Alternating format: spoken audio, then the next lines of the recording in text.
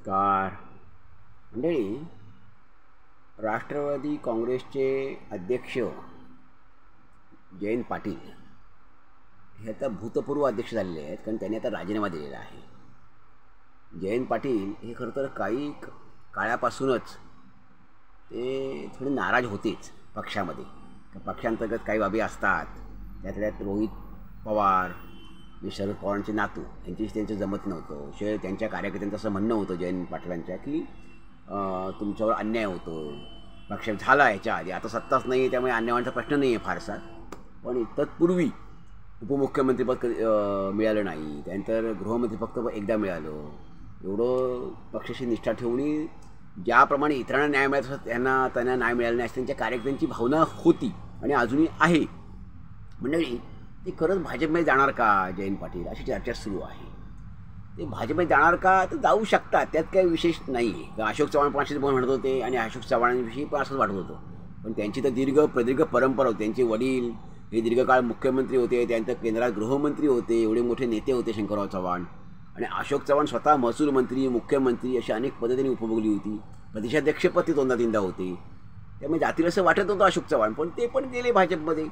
त्यामुळे हे पण जाऊ शकतात, त्याविषयी काही प्रश्न नाही आहे. परंतु शरद पवारांच्या आता त्या पक्षातून ते बाहेर पडणार आहेत का, तर ते पडू शकतात. याचं कारण एकच आहे की आता त्यांना त्या पक्षात भवितव्य दिसत नाही.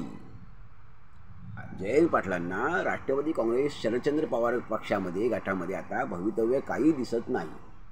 दुसरी गोष्ट, एक हाती त्यांचा पक्ष राहणार आहे का, तर नाही. सुप्रिया सुळे आहेत, रोहित पवार आहे, पवार साहेबांचं घराणंच त्याच्यामध्ये आहे, कुटुंब आहे, तो कौटुंबिक त्यांचा पक्ष आहे. त्यामुळे ह्यांचं काही चालणार नाही, चालत नाही म्हणून तर ते नाराज आहेत. आणि खरं सांगायचं तर खरंच शरदचंद्र पवार साहेबांच्या पक्षाला आता अजिबात भवितव्य नाही. कारण आता सत्ता येणं कठीण आहे. शरद पवारांची सत्ता येणं कठीण. शरद पवार साहेबांचं खूप वय झालेलं आहे. त्यांच्यात जरी अजून उत्साह वगैरे किती असला तर दाखवण्यासाठी तो उत्साह आहे, दाखवण्यासाठी आहे. आता संघटना शरद पवार साहेबांचा राष्ट्रवादी काँग्रेसची संघटना आता वाढू शकत नाही, तर ती आता बाळसं धरू शकत नाही, तिला बळ मिळेल असंही वाटत नाही, राज्यभर पक्ष नव्याने पसरेल असं वाटत नाही. आता आहे तो पक्ष, त्यांना एक तर अजित पवारांमध्ये विलीन करणं किंवा दुसरी गोष्ट तो काँग्रेसमध्ये विलीन करणं. अन्यथा जसं आता आहे रडत खडत जे त्यांचं गाडं चाललेलं आहे तसंच चालवावं त्यांना लागेल. म्हणजे तो पक्ष फक्त सुप्रिया सुळे, म्हणजे सुप्रियाताई आणि त्यांचे भाचे म्हणजे रोहित पवार वगैरे दुसरे निवडणुकीत उभे होते ह्यांच्या विरोधात, अजित पवारांच्या विरोधात, ते असे पवार कुटुंबापुरता तो पक्ष राहू शकेल. अजित पवार गट सोडून, अजित पवार सोडून त्यांच्या कुटुंबापुरता आणि एक जितेंद्र आव्हाड त्याच्यामध्ये आहेत. असे काही आत्ता जे नुकतेच अध्यक्ष झालेले आहेत कोरेगावचे माजी आमदार, तर शशिकांत चव्हाण, तर ते एक आहे. अशांपुरता पक्ष सीमित राहील. परंतु हे जितेंद्र आव्हाड, शशिकांत चव्हाण प्रदेशाध्यक्ष, आता हे यांची नावं सोडली तरी मुख्य सुप्रिया सुळे, रोहित पवार यांच्यापुरतंच पक्ष सुरळीत राहणार आहे, यांच्यापुरतंच तो पक्ष राहणार आहे. आणि त्या पक्षाला फारसं भवितव्य काय असेल असं मात्र आता वाटत नाही. त्यांच्याकडे असणारे जे 10 आमदार आहेत ते पण फार काळ 2-3 आमदार सोडले तर पक्षाकडे राहतील असं वाटत नाही. आता नव्याने जिल्हा परिषद ताब्यात येतील का, पंचायत समिती ताब्यात येतील का. जे 8 खासदार आले ते मोदीवरती तेव्हा लाट होती, केंद्रात प्रस्थापितांवरती लाट होती. त्या लाटेमध्ये ते 8 खासदार निवडून आलेले आहेत. ती शरद पवार साहेबांची जादू वगैरे असं काही नाही आहे. ती विरोधी नेमकी 2 वर्ष 2 वेळा सत्तेत आल्यामुळे तिसऱ्या वेळेला पक्षविरोधी ते सत्ताविरोधी लाट असते.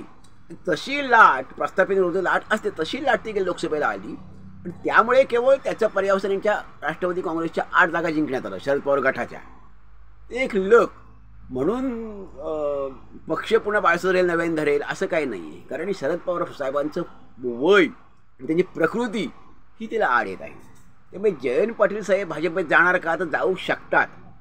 अगदी आजला नाही तर महिन्यात, 2 महिन्यात, 4 महिन्यात ते जाऊ शकतात. कारण त्यांना आता ते नाही गेले तर यांच्याकडे हातात काही नाही, सत्ता नाही. त्यांचे कार्यकर्ते यांच्याकडे राहणार नाही आहेत. दुसऱ्या कुठल्या पक्ष अजित पवारांशी त्यांचं जमत नाही, त्यामुळे त्या पक्षात जाणार नाहीत. काँग्रेसमध्ये जाऊन तिथे त्यांना माहिती आहे काँग्रेसची पण 5-10 वर्ष सत्ता येईल असंही नाही आहे. त्यात आता हे जयंत पाटील हे 60च्या पलीकडचे आहेत, जवळजवळ 65 इथले आहेत. त्यामुळे ते म्हटले आता सत्ता नसेल माझ्या हातात तर कार्यकर्ते टिकणार नाहीत. आणि आत्ताही ते आमदार म्हणून निवडून आले जयंत पाटील, ते फार मतांनी नाही, 17-18 हजारांनीच आलेले आहेत. म्हणजे 1-1 लाख मतांनी येणारे ते 17-18 हजारांनीच आलेले आहेत. त्यामुळे मग पुढच्या वेळेला आपलं भवितव्य काय असेल? आपले कार्यकर्ते पण राहणार नाहीत, सत्ता काही नसणार आहे.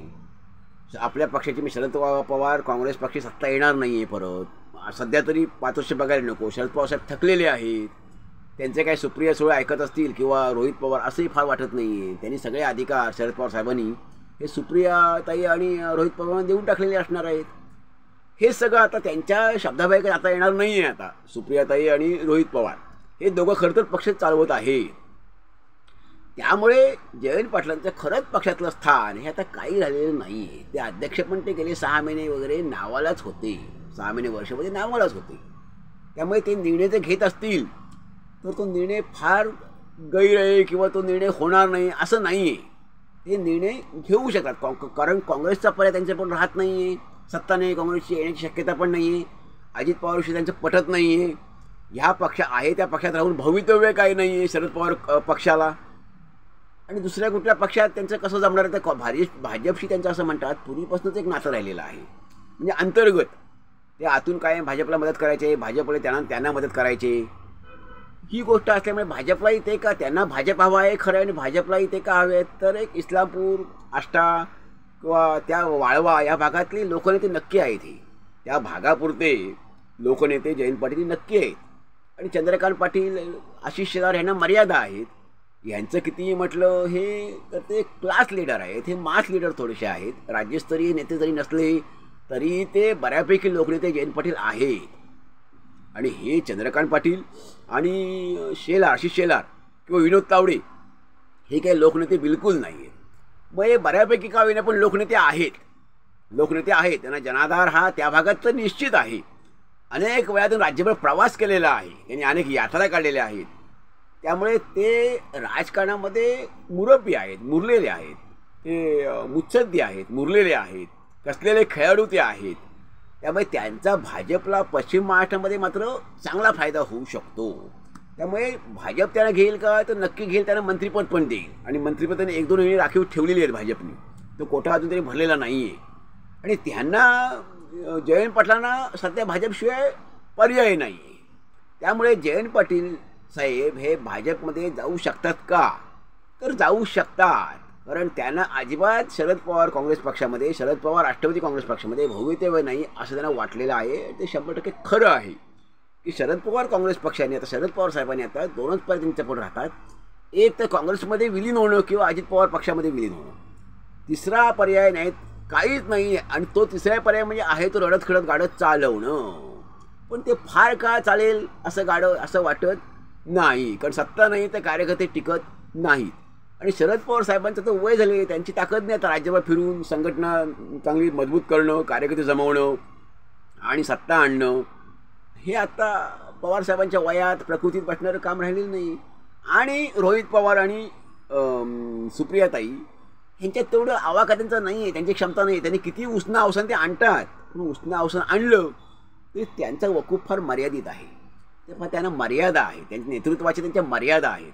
त्यामुळे त्यांची मजली फार मोठी जाणार नाहीत. एखादा आमदार, दुसरा खासदार समजा, एखाद दुसरा, याच्याशिवाय ते काय निवडून आणणार. जिल्हा परिषद, पंचायत समिती, जिल्हा परिषद यांच्या येथील असंही वाटत नाहीत. सुप्रियाताई आणि रोहित पवार जिल्हा परिषदा स्वभाव आणतील का निवडून तर नाही आणू शकते. बारामती महापालिकाही ते निवडून आणू शकत नाही आहेत. एवढी त्यांची कुवत मर्यादित आहे दोघांची त्यांची. त्यामुळे शरद पवार साहेब जोपर्यंत स्वतःच्या पायावर खमके अजूनही आहेत, पण तसे होते खमके, प्रकृतीने ठणठणीत होते, तोपर्यंत प्रश्न काही नव्हता. ते लोकनेते होते आणि आहेत अजूनही लोकनेते. शरद पवार साहेबांवरती वलय आहे, पण आता ते सगळं वलय गेलेलं आहे. आता त्यांची ताकद काही राहिलेली नाही. त्यांनी खरं तर सन्मानाने निवृत्त व्हायला हवं शरद पवार साहेबांनी. आणि पक्षाची एकतर व्यवस्था लावायला हवी की इथे काँग्रेसमध्ये विलीन करणं किंवा अजित पवार गटात विलीन करणं, असे नाही तर मग हे आहे असंच चालू राहणार आहे. बा ठीक आहे, आपल्या मुलीपुरता पक्ष, मुली आणि नातू हे दोघांपुरता पक्ष, हरकत नाही. मग तेवढं ठेवायचं असेल, समाधान मानायचं असेल तर हरकत नाही. पण जयंत पाटील आणि त्यांच्यासारखे कार्यकर्ते, नेते हे पक्षात राहतील का तर भविष्यात पक्षात राहू शकत नाहीत, हे नक्की. कारण हे सतत सत्तेभोवती राहिलेले सगळे नेते आहेत, सत्तेच्या वर्तुळात राहिलेले नेते आहेत. ते सत्तेबाहेर फार काळ राहणार नाहीत, कारण त्यांच्याकडे कार्यकर्ते टिकणार नाही, नेते टिकणार नाहीत, संस्था टिकणार नाहीत. आणि संस्था नसतील तर मग कार्यकर्ते नसतील तर संस्था राहणार नाहीत, निवडणुका जिंकता येणार नाहीत. आणि संस्था नसतील तर मग बाकी सगळं वलय नसणार आहे हे त्यांना सगळं कळतंय. आणि हे सगळं सत्तेत राहूनच होतं हेही त्यांना कळतंय. म्हणूनच जयंत पाटील साहेब हे भाजपमध्ये जाणार का, जाऊ शकतात का, तर हो जाऊ शकतात. काही त्याला फक्त काळ जावं लागेल इतकंच. मंडळी, यावर आपलं काय मत आहे आपण जरूर ऐकून नोंदवा. धन्यवाद. जय हिंद, जय भारत.